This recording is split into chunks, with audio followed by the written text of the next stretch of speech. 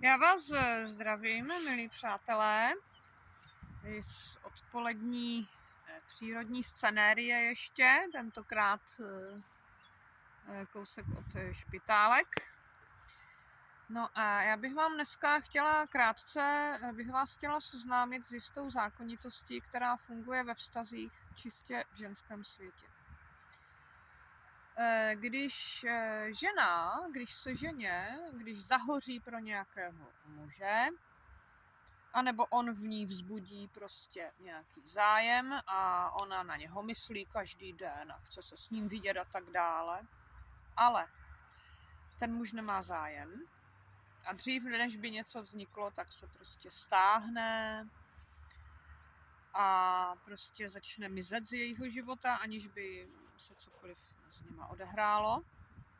Tak u té ženy, když si představíme, že ona je jako strom, tak u ní vlastně jakoby vypučí květ, který po roce nebo po pár měsících už se mění v plod, tam takové malé jablíčko. Jenomže toho muže, díky kterému se to zrodilo prostě, jo, ten plod, ta touha, že, tak ho to nezajímá. On k tomu stromu ani nejde, on si nepřivoní, on si na to nešáhne nic. A to už je fáze, kdy žena si marně přeje, aby ten plod zmizel. To jablíčko nezmizí. To je prostě zákonitost určitá, emoční a i fyzická. A teď to jablíčko roste, ale ten muž prostě ví, že ho neutrhne. No a ta žena už třeba i ví, že on tam vůbec nepřijde do té zahrady, nezavolá jí, nic prostě. Takže ona zůstává s tím plodem sama, ale ten plod stejně roste. Vytvoří se jablko.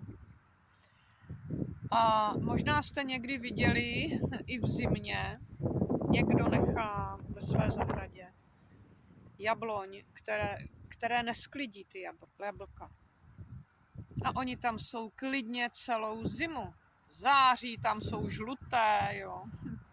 Je zima, takže oni ani nezhnijou na tom stromě. Takže to není tak, že když nikdo nepřijde a nesklidí to ovoce, že ono by spadlo nějak hned, ne. Dokonce ještě tam může být i po Vánocích, jo.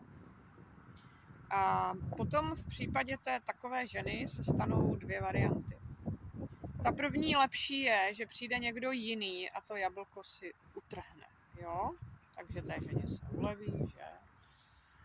A pak je ta horší varianta, kdy opravdu ten strom tam zůstane ladem úplně a to jablko, i když zhnije, jo, tak ještě nemusí upadnout, jo. A to jsou takové ty útrpné stavy mnoha žen, kdy ona 2-3 roky na někoho myslí a pořád ho miluje platonicky, ale ten muž už v jejím životě vůbec není, jo.